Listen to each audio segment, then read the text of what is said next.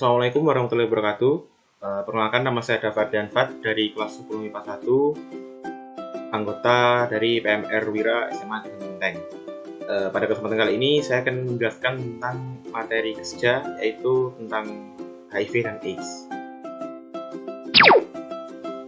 Jadi dalam materi HIV dan AIDS itu ada beberapa topik-topik atau submateri.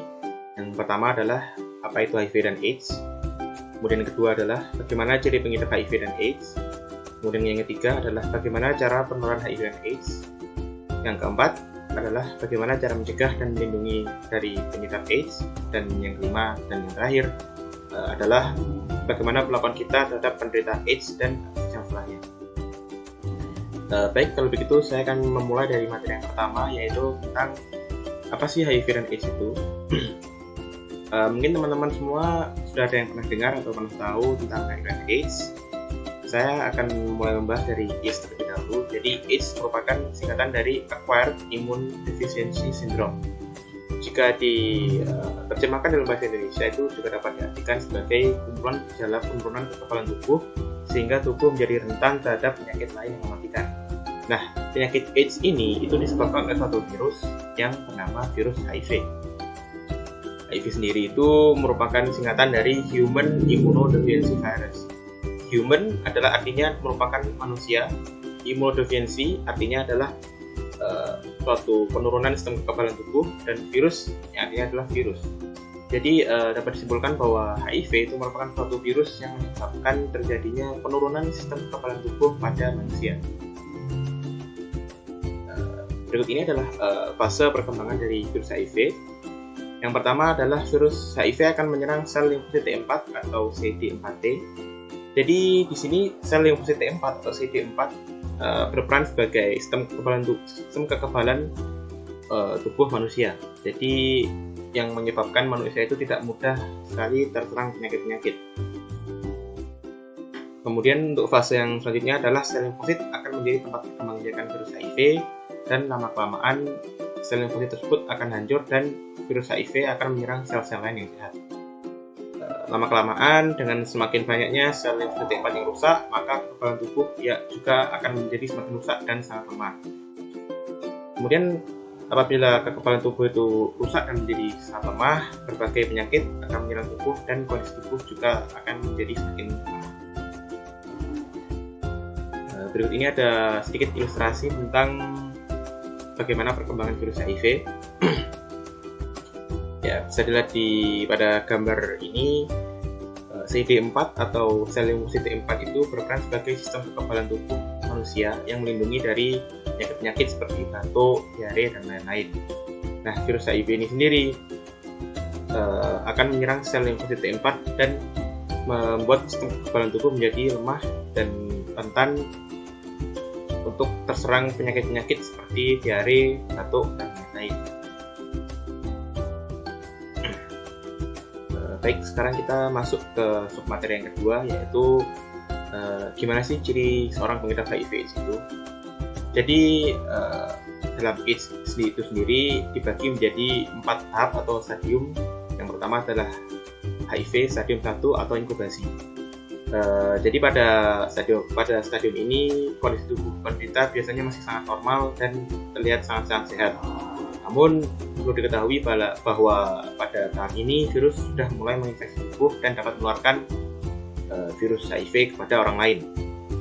Namun pada tahap ini pemeriksaan darah di laboratorium masih belum dapat menentukan bahwa seorang itu telah positif atau belum.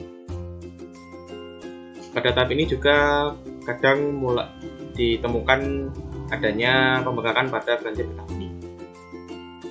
Kemudian untuk HIV stadium 2 atau window period, stadium ini biasanya terjadi 3-6 bulan setelah infeksi, dan biasanya tubuh sudah mulai membentuk antibodi terhadap HIV.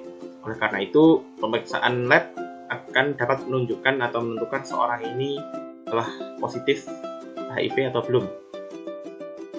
Seorang yang positif HIV itu disebut dengan seropositif. Pada tahap ini juga kondisi tubuh penderita itu masih cukup sehat dan masih dapat melakukan kegiatan seperti orang pada umumnya. Mungkin pada beberapa kasus dapat ditemukan gejala infeksi ringan namun belum terlalu parah. Nah, saya menyajikan beberapa gambar di sini. Menurut teman-teman sekalian, teman-teman bisa nggak mengetahui yang mana dari gambar-gambar di bawah di sini yang saya tampilkan itu yang seorang pengidap HIV/AIDS? Sebenarnya sulit sekali kan ya, ini karena semuanya ini terlihat sangat-sangat sehat dan normal, dan itulah mungkin gambaran dari seorang pengidap HIV yang masih melalui stadium 1 dan stadium 2, yaitu mereka hanya mengalami gejala-gejala ringan dan masih terlihat sehat dan dapat melakukan kegiatan seperti orang pada umumnya. Baik, sekarang kita melanjutkan ke HIV stadium ketiga, yaitu atau disebut stadium tenang. Biasanya stadium ini akan dilalui seorang setelah 2-10 tahun sejak infeksi, dan pada stadium ini juga akan mulai terjadi penyakit-penyakit yang cukup berat. Kemudian penderita juga akan merasakan lemas dan banyak menghabiskan waktu untuk tidur. Berat badan penderita dan kondisi tubuh penderita juga akan menurun drastis secara bertahap. Kemudian untuk HIV stadium 4, AIDS atau disebut dengan full blown, merupakan stadium akhir dari penyakit AIDS ini sendiri. Biasanya stadium ini akan terjadi lebih dari 10 tahun sejak terjadi infeksi.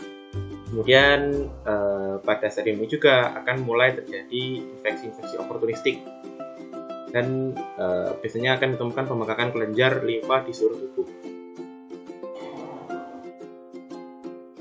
Kondisi tubuh penderita juga akan menjadi sangat lemah dan kekebalan rusak dan menjadi sangat-sangat parah. Berikutnya saya sajikan sedikit ilustrasi tentang apa saja itu contoh-contoh dari infeksi oportunistik. Contoh-contoh dari infeksi oportunistik itu adalah seperti Candidiasis, TBC, PCP, herpes simplex, dan lain-lain. Ini juga sedikit ilustrasi tentang stadium-stadium yang akan dilalui oleh seorang pengidap HIV/AIDS. Sekarang saya lanjut ke materi yang ketiga, yaitu cara-cara penularan HIV/AIDS dan gimana saja dan apa saja sih cara untuk mencegahnya. Pertama kita mulai dari cara-cara penularan HIV/AIDS terlebih dahulu ya. Jadi HIV/AIDS itu dapat ditularkan melalui 3 cara yang paling umum dan paling sering terjadi. Yang pertama adalah melalui hubungan senggama, kemudian yang kedua adalah melalui darah, kemudian yang ketiga itu melalui ibu ke anak. Dalam hubungan senggama, virus HIV/AIDS itu ditularkan melalui cairan sperma dan cairan vagina.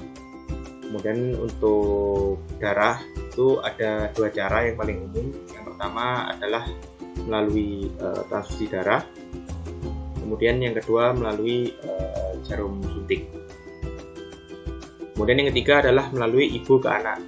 Pada kasus ini biasanya HIV/AIDS itu akan ditularkan dari ibu ke anaknya melalui ASI. Namun perlu diketahui bahwa kasus penularan HIV/AIDS dari ibu ke anak melalui ASI ini kemungkinannya sangat-sangat kecil. Tadi kan saya sudah menjelaskan tentang HIV itu menular melalui apa saja. Sekarang saya akan menjelaskan tentang HIV itu tidak menular melalui kegiatan apa saja. Jadi HIV itu tidak akan menular apabila kita berenang di suatu kolam renang yang sama dengan pengidap HIV. Kemudian HIV juga tidak akan menular melalui batuk atau bersin. HIV tidak akan menular melalui jabatan tangan. HIV juga tidak akan menular karena berciuman. HIV juga tidak akan menular melalui gigitan nyamuk atau serangga lainnya, serta HIV itu tidak menular dengan kita berbagi alat makan bersama dengan orang pengidap HIV. Jadi perlu diingat bahwa HIV itu hanya akan menular melalui 3 cara yang saya jelaskan tadi, yaitu melalui darah, melalui hubungan senggama, dan melalui ibu ke anak melalui ASI. HIV tidak akan menular melalui air liur, kemudian bersin, batuk, ataupun keringat. Baik, selanjutnya adalah cara-cara pencegahan kita agar tidak tertular virus HIV. Jadi cara-cara pencegahan untuk tidak tertular dari virus HIV itu biasa dikenal dengan singkatan ABCDE. A adalah abstinence, B be faithful, C condom, D don't drug and inject, dan E adalah education. Abstinence atau puasa itu artinya merupakan bagi remaja-remaja yang belum menikah itu sebaiknya dianjurkan untuk menjauhi hubungan senggama terlebih dahulu. Hal ini dikarenakan hubungan senggama merupakan salah satu cara paling umum dan paling sering yang menyebabkan terjadi penularan virus HIV. Oleh karena itu perlu dilakukan abstinence atau puasa bagi remaja-remaja yang belum menikah agar tidak tertular virus HIV. Kemudian untuk B adalah be faithful atau setia, artinya adalah tidak bergonta-ganti pasangan. Untuk kasus seperti orang yang sudah menikah, maka sebaiknya melakukan hubungan senggama dengan pasangan sahnya saja. Kemudian yang C adalah kondom. Ini digunakan untuk kasus-kasus seperti remaja-remaja atau orang-orang yang masih tidak kuat untuk melakukan puasa atau menjauhi hubungan senggama dan masih cenderung untuk melakukan hubungan seksual yang berisiko. Nah, karena itu diperlukan kondom agar tidak terjadi penularan virus HIV. Kemudian yang D adalah don't drug and inject. Artinya adalah tidak menggunakan berbagai macam jenis narkoba dan sebisa mungkin mengurangi penggunaan alat suntik. Baik itu alat suntik untuk pengobatan ataupun seperti tindik atau tato. Hal itu dikarenakan virus HIV itu juga dapat potensi untuk berpindah dari melalui alat suntik atau jenisnya, dan hal itu merupakan hal yang paling umum atau sering terjadi untuk menularkan virus HIV kepada orang lain. Kemudian E adalah education atau pendidikan. Pengetahuan dan pemahaman yang cukup mengenai virus HIV dan AIDS ini perlu sekali diketahui atau diterangkan kepada masyarakat agar tentunya selalu terhindar dari penularan virus HIV dan juga untuk menghilangkan stigma-stigma buruk tentang virus HIV, AIDS dan pengidapnya nanti. Nah, sekarang kita masuk ke submateri yang terakhir, yaitu peran kita atau apa yang kita lakukan sebagai orang lain dan apa yang perlu dilakukan seorang penderita HIV/AIDS atau ODA. Jadi tambahan sedikit, ODA itu merupakan singkatan dari orang dengan HIV/AIDS. Jadi ODA itu merupakan penderita HIV/AIDS.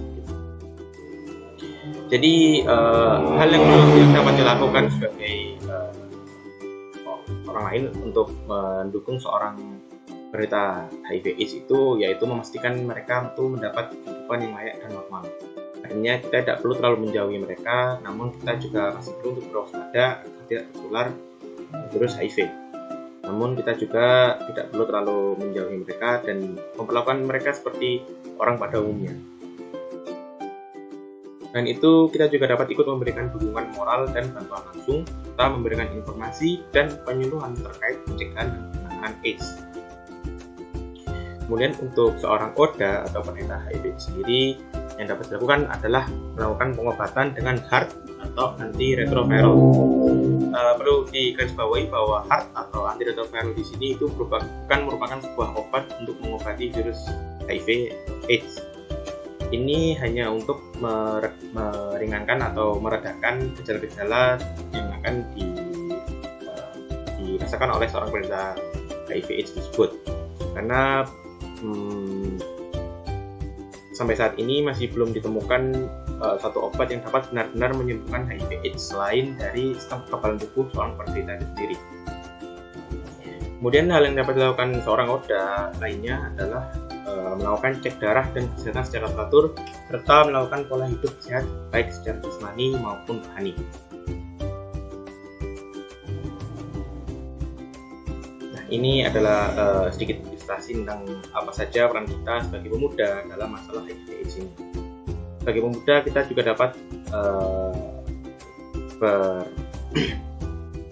ikut serta dalam kegiatan penyuluhan tentang HIV/AIDS seperti menjadi duta AIDS dan memberikan pemahaman dan pengetahuan yang cukup kepada masyarakat agar tentunya masyarakat itu terhindar dari penyebaran virus HIV serta menghilangkan stigma-stigma buruk tentang penyakit ini dan juga untuk penderita-penderitanya. Ini adalah contoh dari peran-peran kita sebagai pemuda, yaitu dapat menjadi seorang AIDS untuk memberikan penyuluhan kepada masyarakat. Ya, mungkin itu saja yang dapat saya sampaikan untuk kesempatan kali ini.